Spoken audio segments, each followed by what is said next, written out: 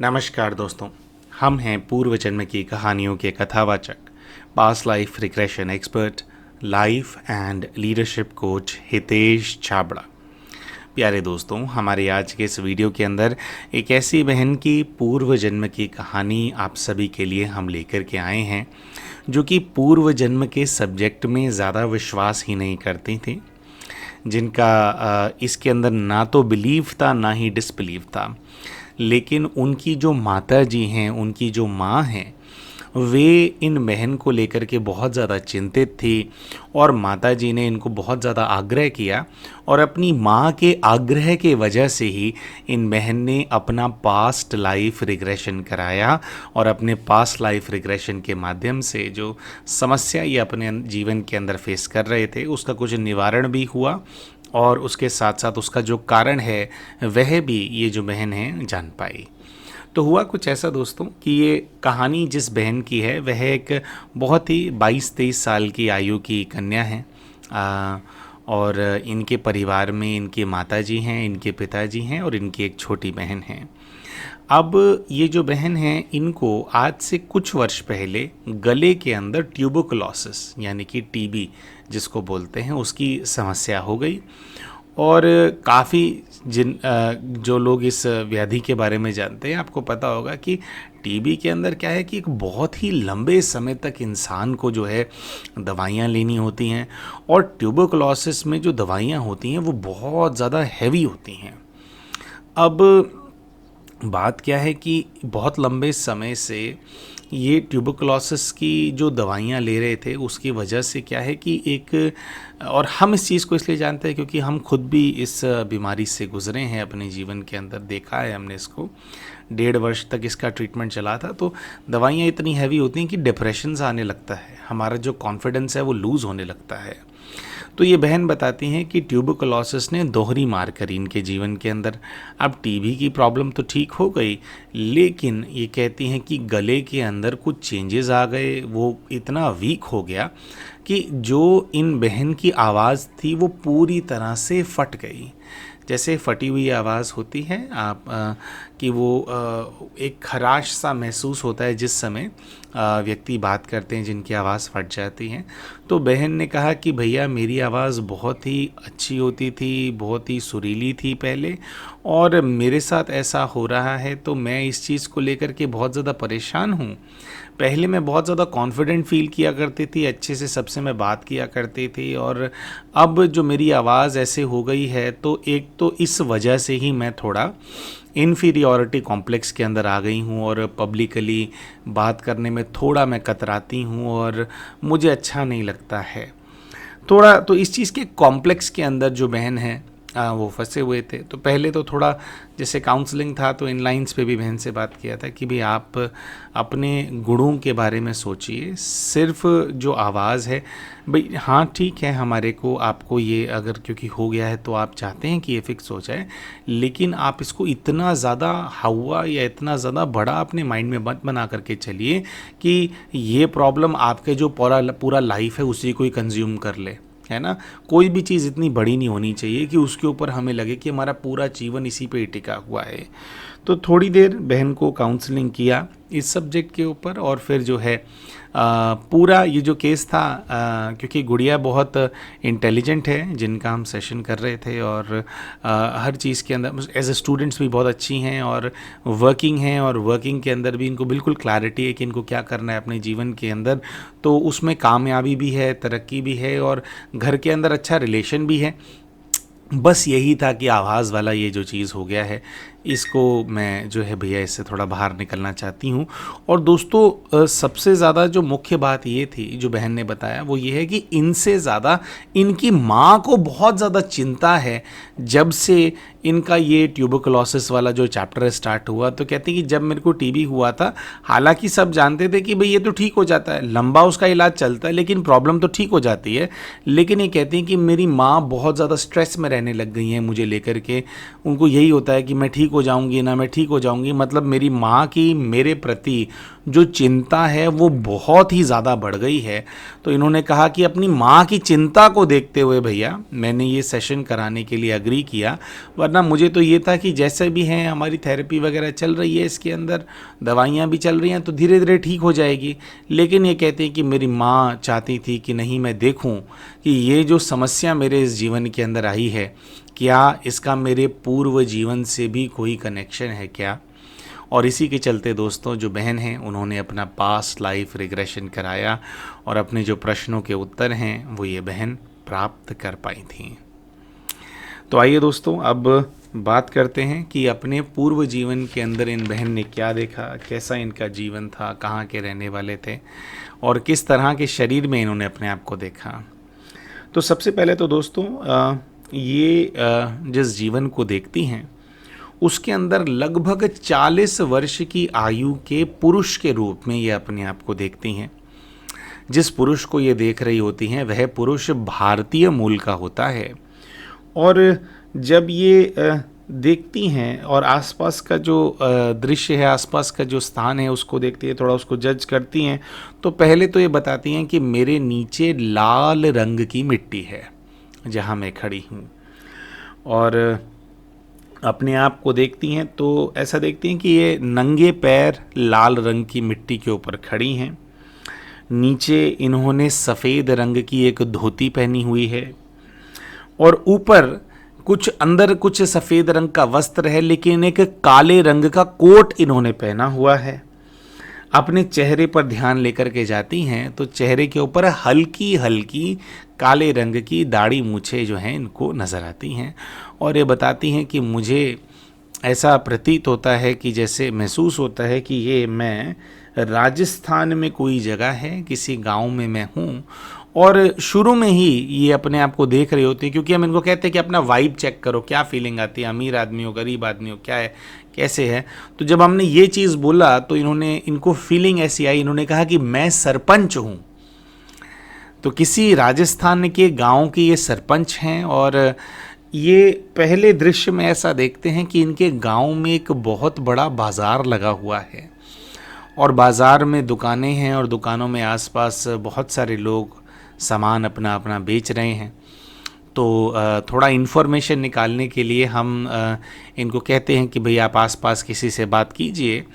तो एक मटके वाला इनको वहाँ पर नज़र आता है जो कि मटके बेच रहा था। ये उनसे कुछ बात कर रहे होते हैं, उनसे पूछते हैं कि तुम कहाँ से आए हो, तो कि ये कौन सा गांव है, तुम मुझे जानते हो। तो मटके वाला इनको कहता है कि मैं आपको नहीं जानता, क्योंकि मैं यहाँ का नहीं हूँ, मैं बाहर से कहीं से आया हूँ। और ये पूछते हैं कि तुम कहाँ से आए हो, तो मटके वाला कहता है कि मैं अजमेर से आया हूँ, यहाँ पर ये बाज़ार लगना था, मैं अजमेर से आया हूँ और यहाँ पे अपना धंधा कर रहा हूँ, तो मैं यहाँ के किसी भी व्यक्ति को नहीं जानता। तो थोड़ा इससे ये चीज़ हो रही थी दोस्तों, पहले के ज़माने में कोई बहुत ज़्यादा रेलगाड़ियाँ और ये सब तो नहीं होता था, जैसे तैसे जो है बैलों के ऊपर ही अपना सामान लाद करके इंसान जो बैलगाड़ी होती है उसी में लाते थे। तो अजमेर के आसपास का कोई गांव था जिसके ये सरपंच थे, इससे थोड़ा ये चीज़ का पता चला। आगे हम इनको कहते हैं कि आप ये जो बाज़ार है इसको पार कीजिए, अपना जो गांव है इसमें अपना घर ढूंढने का प्रयास कीजिए। तो ये जब घर पर पहुंचते हैं तो बताते हैं कि एक कच्ची मिट्टी का बना हुआ घर है, सब कच्चा है, कोई भी जैसे पक्की ईंटें ऐसा कुछ भी इनको नज़र नहीं आ रहा है। कच्ची मिट्टी का बना हुआ घर है, लेकिन घर बहुत बड़ा है।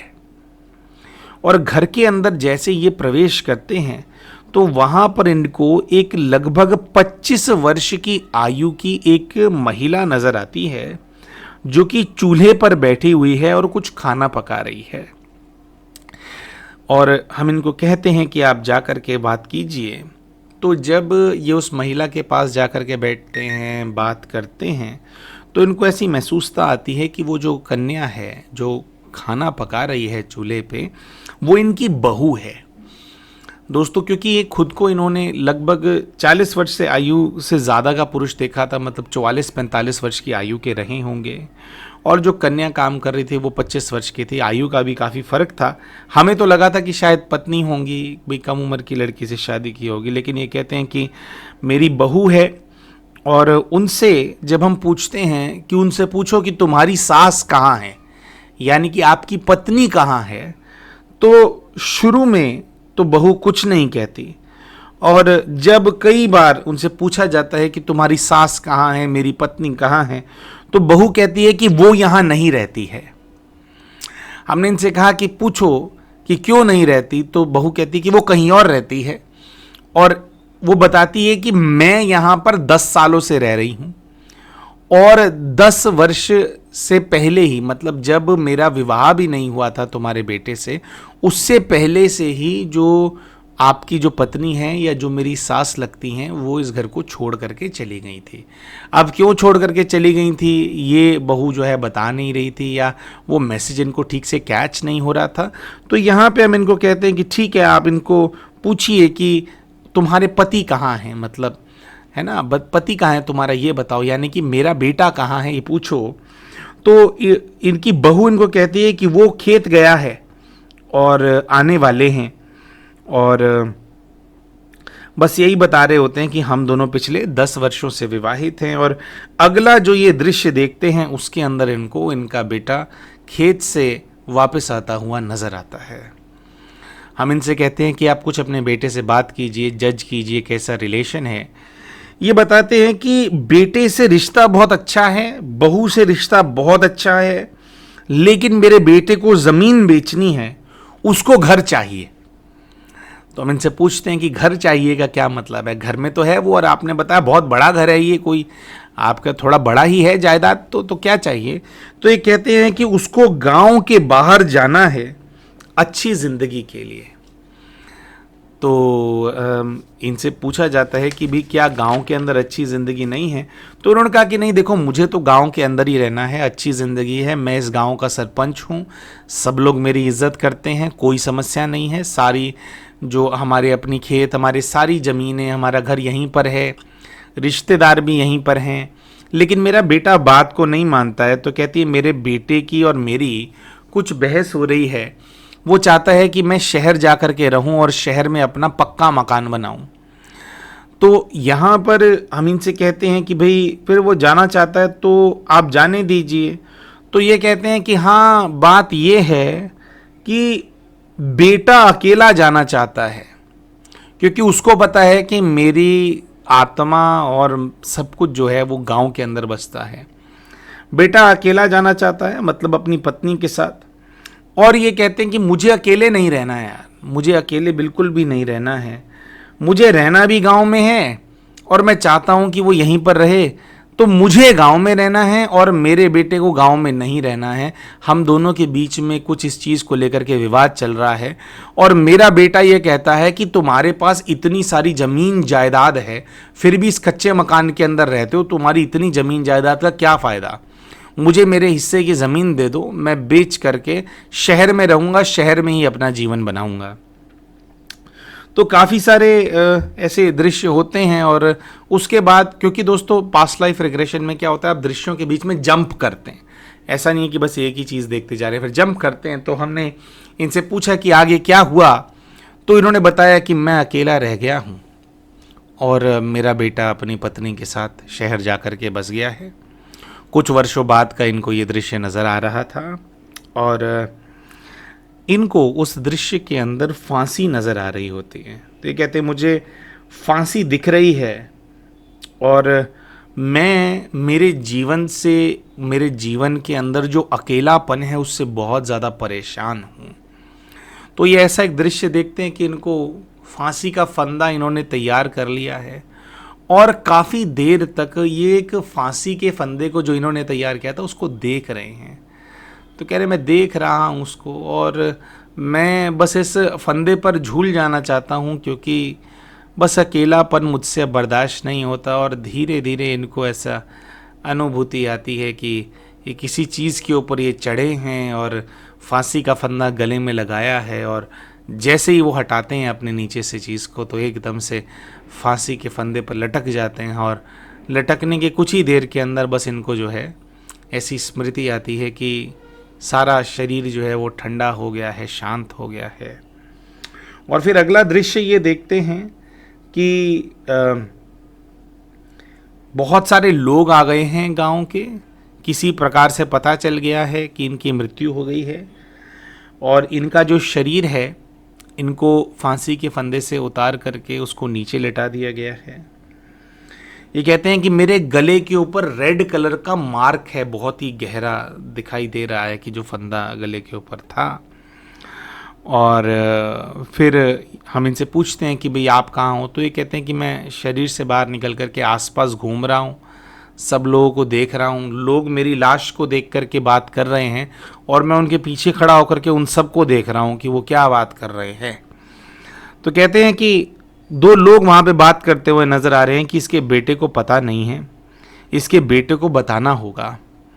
और हमारे ये जो सारे लोगों का जमघट है इसके अंदर से सबको जो है कुछ लोगों को भेजा जाता है कि शहर जाओ और बेटे को बताओ, बेटे को लेकर के आओ। ये कहते हैं कि 2 दिन तक मेरी जो लाश है उसको जलाया नहीं जाता और मैं इस चीज़ को लेकर के भी बहुत परेशान हूँ। बेटा शहर में रहता है, शहर बहुत दूर है और 2 दिन के बाद बेटा आता है और मेरी जो शरीर है वो बहुत पूरा फूल गया है, कुछ कह रहे थोड़ी उसकी दुर्गति भी हो गई है।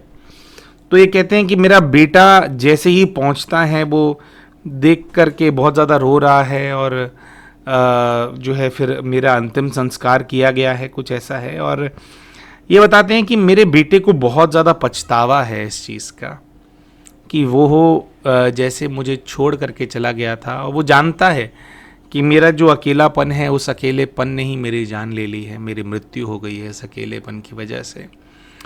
तो जो मेरा बेटा है वो बहुत बहुत दुखी है इस चीज़ को लेकर के। और दोस्तों इस दृश्य के बाद जो है ये भाई जो हैं, बहन जो हैं, इनको इनके स्पिरिट गाइड के पास भेजा जाता है और ये जो गले की इनकी समस्या होती है इसका भी कुछ निवारण किया जाता है, हील किया जाता है इसको भी। दोस्तों जो भाई यहाँ पे जो बहन है जिन्होंने सारा अपना जो प्रकरण है पूर्व जीवन का देखा था, इनके जीवन में मुख्यतः 2 ही कैरेक्टर्स इनको नज़र आए थे जो कि इनके परिवार के हिस्से थे। उन दोनों को इन्होंने अपने पूर्व जीवन में रिकग्नाइज कर लिया था। सबसे पहले तो जो बहू इनको नज़र आई थी वो बहू इनको अपनी इस जीवन में अपनी छोटी बहन के रूप में नज़र आई। दूसरा जो बेटा इनको नज़र आया था वो बेटा जो कि इनको अकेला छोड़ करके चला गया था, जिसको पता था कि उसने अपने पिता को अकेला छोड़ दिया, इसकी वजह से ही पिता ने अपने प्राण ले लिए, जो कि बाद में बहुत ज़्यादा पछताया भी, जिसको बहुत ज़्यादा पछतावा था। उस बेटे के अंदर इन्होंने अपनी इस जीवन की माँ को देखा, अपनी माता जी को देखा, अपनी मम्मी को देखा। तो इनकी माँ ही पूर्व जीवन में इनका बेटा थी, जिसको बहुत ज़्यादा दुख था कि अगर उसने शहर जाने की ज़िद ना की होती, अगर उसने अपने गांव को ना छोड़ा होता तो शायद उसके पिता के प्राण नहीं जाते और शायद वो बेटा फिर पूरा जीवन भर आगे उस गिल्ट के अंदर भी रहा होगा। दोस्तों इसी चीज़ के चलते जब इस जीवन के अंदर बहन की ये समस्या इनके सामने आई, ऐसा भी होता है दोस्तों कि जब कई बार क्या होता है कि हमारे पूर्व जीवन की जो परेशानियां होती है, बीमारी होती है, जिस चीज़ के अंदर हमारी मृत्यु होती है, वो एकदम बचपन से वो चीज़ इमर्ज नहीं होती, लेकिन जब हम अपना जीवन जी रहे होते हैं और वो दुख मिलने के जो लोग कारण होते हैं उनके साथ संबंध में जब कुछ बदलाव आते हैं या पुराने जीवन वाला ही कुछ पैटर्न दोबारा से सामने आता है, तो कुछ बीमारियां उस चीज़ के एक प्रभाव के रूप में इमर्ज हो जाती हैं। तो इन बहन को ये समस्या बचपन से नहीं थी, लेकिन ज़रूर इनकी माताजी और इनके बीच में कुछ ऐसा ज़रूर हुआ होगा जिससे वही बिछड़ने वाली या अकेलेपन वाली भावना इनके जीवन में पैदा हो गई होगी, जिसके चलते ये जो बीमारी है वो इमर्ज हो गई। वहाँ की जो तकलीफ़ है गले की वो इमर्ज हो गई, है ना, क्योंकि उसका क्या है, सूक्ष्म शरीर के ऊपर इम्प्रिंट्स होते हैं। तो सूक्ष्म शरीर के ऊपर जो नेगेटिविटी के इम्प्रिंट्स होते हैं वो ऐसे ही बीमारियों के रूप में मैनिफेस्ट हो जाते हैं। तो ऐसा बहन का ये कंडीशन हो गया था।